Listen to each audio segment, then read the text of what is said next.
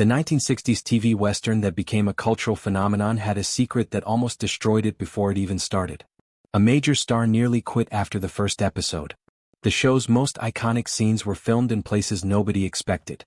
Behind the glamorous ranch, there were bizarre on-set incidents, mysterious casting decisions, and one actor who refused to say his own character's name the way producers wanted him to.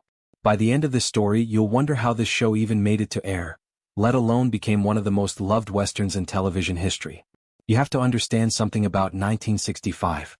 Television westerns were everywhere. Bonanza was crushing it in the ratings. The Virginian was breaking new ground. Gunsmoke had been on the air for over a decade. So when ABC decided to greenlight yet another ranch drama, nobody thought it would be anything special. The network executives didn't even believe in it at first. They gave the show a terrible time slot, Saturday nights, which were considered a graveyard for new series. Nobody watched Saturday night television. Families were out doing things. Kids were at movies. It was basically a dumping ground for shows that networks didn't think would survive. But here's where it gets weird. The creators had originally pitched the show as something completely different. It wasn't supposed to be about a family at all. It was supposed to be a gritty, dark western focused on violence and adult themes. Networks rejected it immediately. Too dark. Too serious. Not family-friendly enough for 1960s America. So they went back to the drawing board. They added Barbara Stanwyck, the legendary actress who was already in her late 50s and thought she was done with television. She was supposed to be semi-retired, doing maybe 1 or 2 projects a year. But someone convinced her to take the role of Victoria Barkley, the tough matriarch of this fictional ranch family. Stanwyck signed on, but only under one condition: she would only commit to a handful of episodes. Not a full season. She wasn't sure this weird family western would work. She thought it might be a quick paycheck and nothing more. The pilot episode was filmed, and something unexpected happened. Test audiences loved it. Not because it was groundbreaking. Not because it reinvented television. But because it felt different from everything else on the air. It had heart. It had real family dynamics. It had Barbara Stanwyck being absolutely magnetic on screen. But then came the moment that almost killed everything. Barbara Stanwyck watched the pilot episode and she panicked. She realized something that terrified her. The show was actually going to work. And if it worked, that meant she was locked into a multi-year commitment. That meant no more semi-retirement. That meant grueling 14-hour days on set, memorizing scripts, doing take after take in the California heat. She wanted out. This is the part of television history that doesn't get talked about enough. Stanwyck literally considered walking away from the show before it aired nationally. She had her lawyer draft letters. She was ready to invoke the clause that would let her leave the project. She told friends she'd made a mistake. What changed her mind? Her co-star, Peter Breck, sat down with her one day. He told her something that made her reconsider everything. He said this show could be different. He said the audience was hungry for something with real emotional weight, not just cowboys and gunfights. He convinced her to give it 1 full season. 1 full season. That's all she agreed to. 13 episodes and then she was done. The network knew this. ABC understood that their star could leave at any moment if the show didn't feel right. It created this bizarre pressure on set. Everyone knew they were working with a ticking clock. But here's the really weird part that nobody expected. Something happened as they filmed those early episodes. Stanwyck fell in love with the character. She fell in love with the role. She stopped seeing Victoria Barkley as just another job and started seeing her as a real person. A widow trying to hold her family together in a dangerous frontier world. The network executives were sweating. They'd already invested millions. They'd already sold advertising slots. If Stanwyck left after 13 episodes, the whole thing would collapse. So they did something desperate. They offered her more money. A lot more money. They rewrote her contract. They gave her creative control over certain storylines. And Stanwyck amazingly said yes. But the network didn't know what was coming next. While Barbara Stanwyck was reconsidering her entire life, the network was panicking about another problem.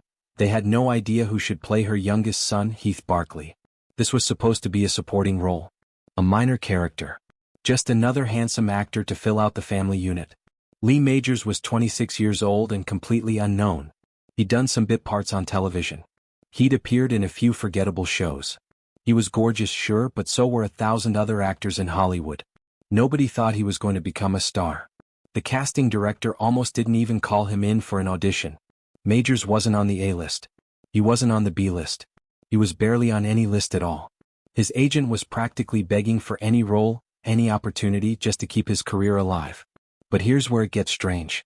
One of the producers had seen Majors in a small television appearance and thought he had something special, an authenticity that other actors didn't have. So they called him in. Majors read for the part. And something clicked. The network executives wanted someone else.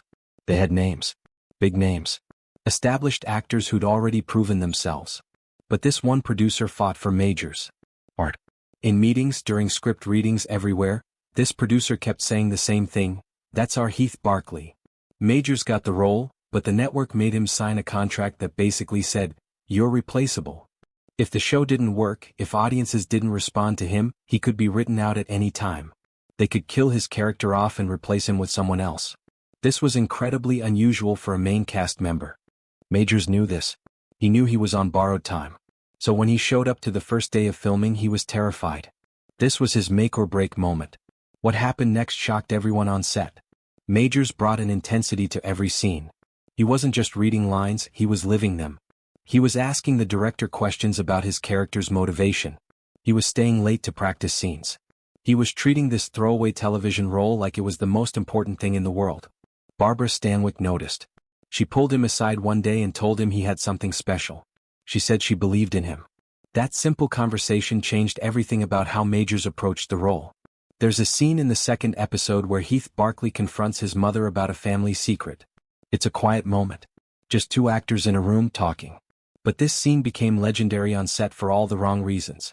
The director called for the first take. Majors and Stanwyck ran through the scene. It was technically perfect. The dialogue was flawless. The emotions were there. But when the director yelled, "Cut," he was shaking his head. He said it wasn't real enough. Stanwyck looked confused. She'd been acting professionally for over 40 years. She knew how to deliver a scene. But the director explained what he wanted. He wanted them to actually argue. He wanted real tension.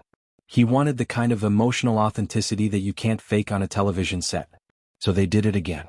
This time, Majors improvised some dialogue. He deviated from the script. He said things that weren't written. Stanwyck responded by going off script too.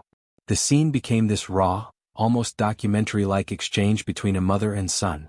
The director called cut again. Still not satisfied. But here's the weird part. He didn't tell them what was wrong. He just said, "One more time. And this time, I want you to think about the worst fight you've ever had with a family member. I want you to channel that." By the third take, something extraordinary happened. Majors and Stanwyck weren't acting anymore. They were living the scene. The camera caught something that television rarely captures. Genuine human emotion. No polish. No perfection. Just raw, honest interaction between two people who loved each other but couldn't quite understand one another. When the director called cut the third time, there was silence on set. Nobody moved. Nobody spoke. The crew members were wiping away tears. That scene became one of the most memorable moments of the entire series. Audiences responded to it intensely. Fan mail poured in. People wrote letters saying that scene reminded them of their own mothers, their own sons, their own families. The network executives saw the rushes and immediately understood something crucial. This show wasn't going to succeed because of action sequences or fancy cinematography. It was going to succeed because of moments like this, genuine, human, emotional moments. But the success was starting to create new problems behind the scenes. Here's something that might surprise you. The Big Valley wasn't actually filmed at one location. The show's opening credits show this beautiful, sprawling ranch with mountains in the distance. Viewers assumed it was one real place. But it wasn't. The exterior ranch scenes were filmed at the Iverson Ranch, a famous Hollywood filming location in the Santa Susana Mountains near Los Angeles. But the interior scenes, the inside of the Barkley mansion, were filmed on a soundstage at ABC Studios in Burbank, miles away from the ranch. This created a bizarre logistical nightmare. Actors would film outdoor scenes at Iverson Ranch during the day, then drive back to Burbank in the evening to film indoor scenes on a soundstage. They'd be sweating in the California heat one moment, then sitting under studio lights the next. The continuity was a nightmare. Wardrobe changes had to be perfectly timed. Makeup had to be redone constantly. But there's something even weirder. The Iverson Ranch location was actually being used by multiple television shows at the same time. On the same day that The Big Valley was filming, you might have had The Outer Limits shooting nearby or The Twilight Zone, or a dozen other productions.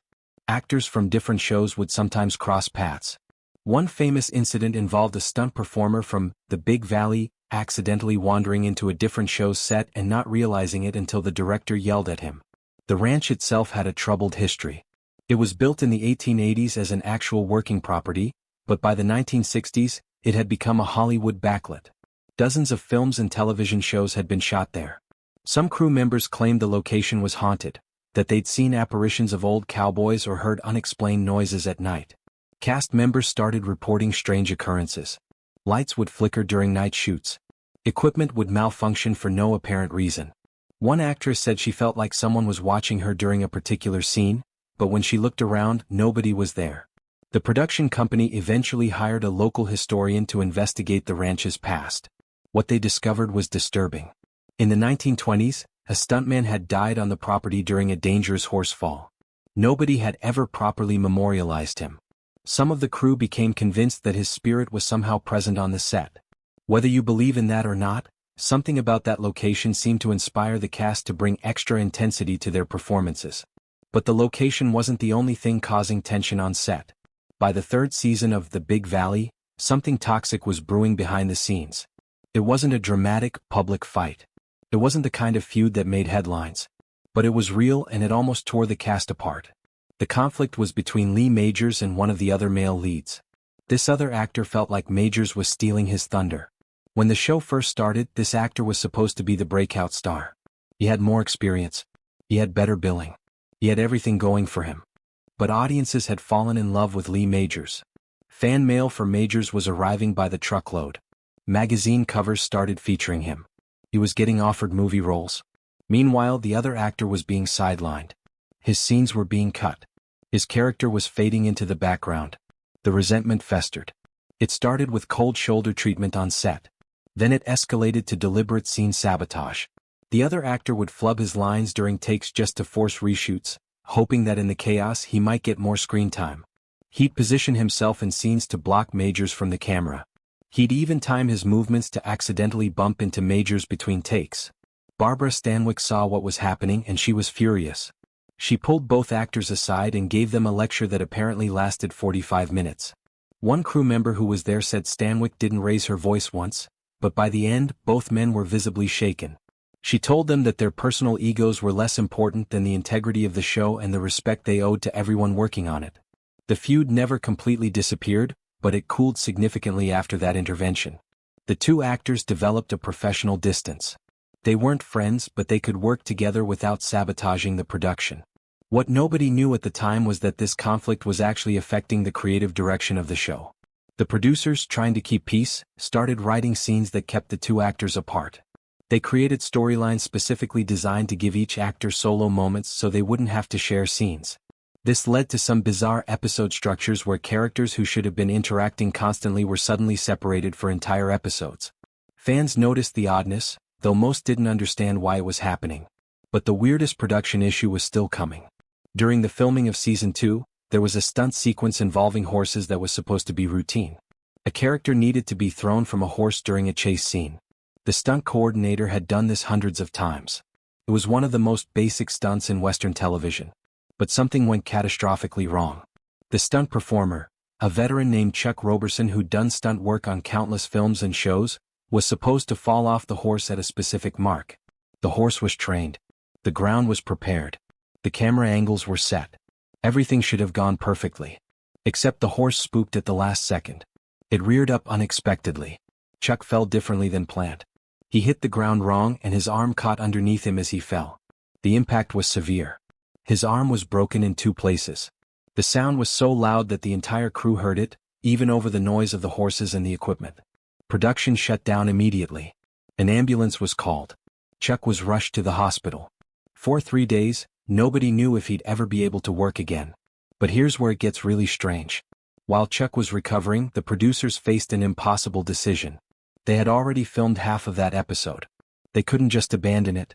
But they also couldn't reshoot the stunt with Chuck because he was going to be in recovery for months. So they did something that was considered unethical at the time. They used a different stunt performer and well, not digitally but through clever editing and camera angles, made it look like the same person. They spliced together footage from different angles, used body doubles and relied on quick cuts to create the illusion of continuity.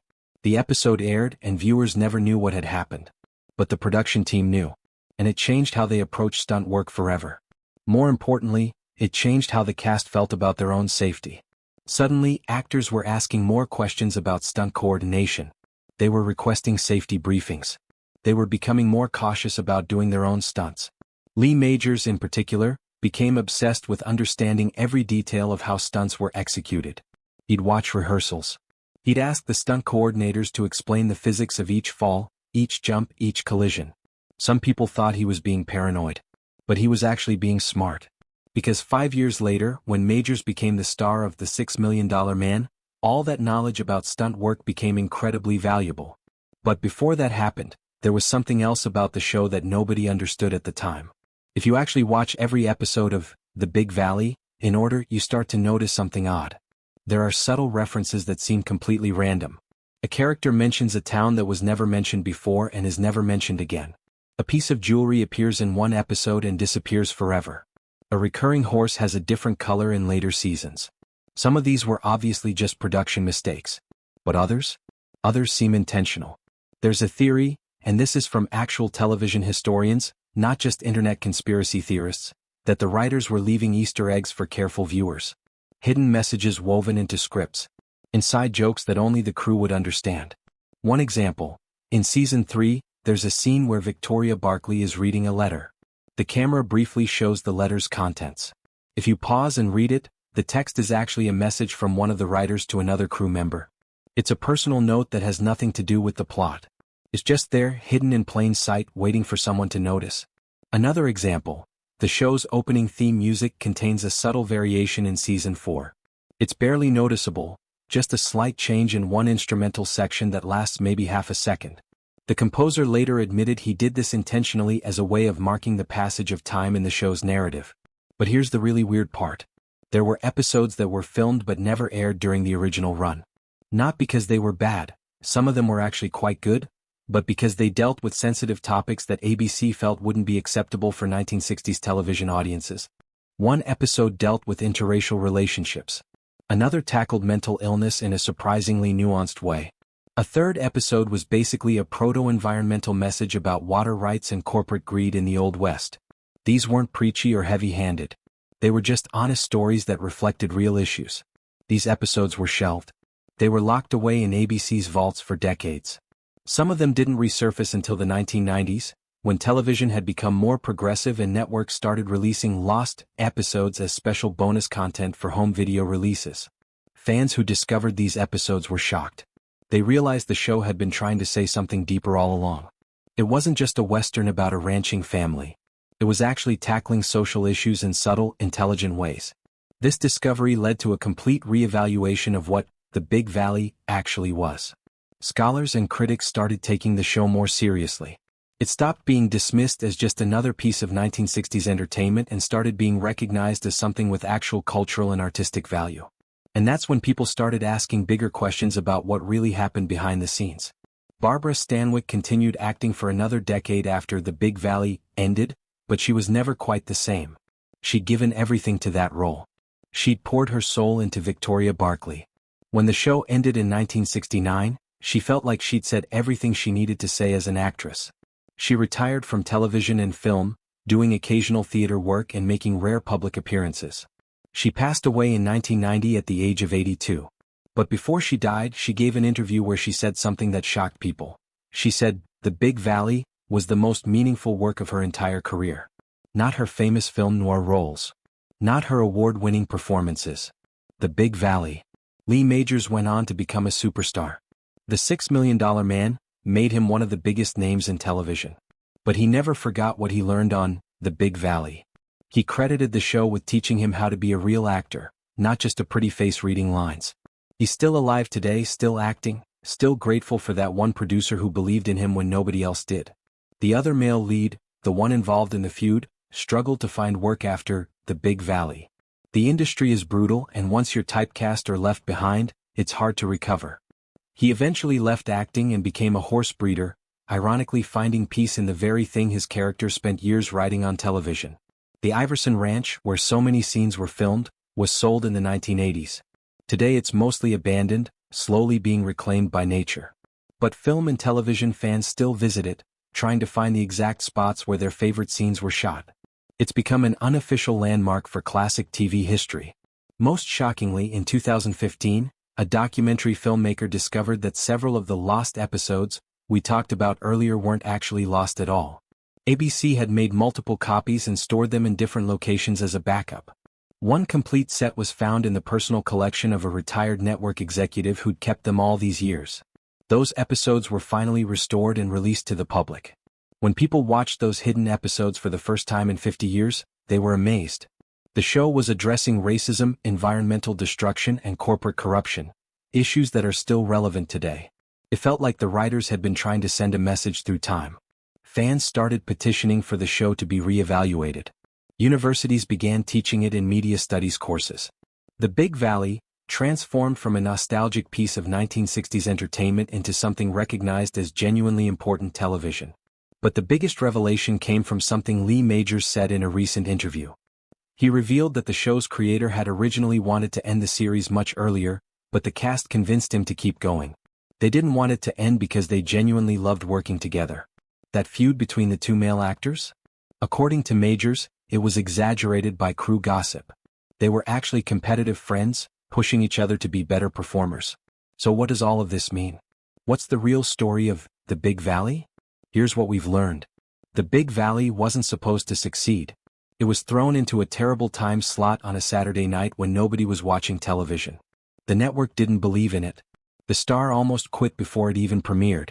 The lead actor was so unknown that he was literally replaceable by contract. And yet, it became one of the most beloved television shows of the 1960s. Why? Because the people involved cared. Barbara Stanwyck could have phoned it in.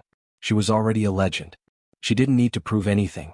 But instead, she brought everything she had to every single scene. Lee Majors could have treated it like a stepping stone, just a job to get through.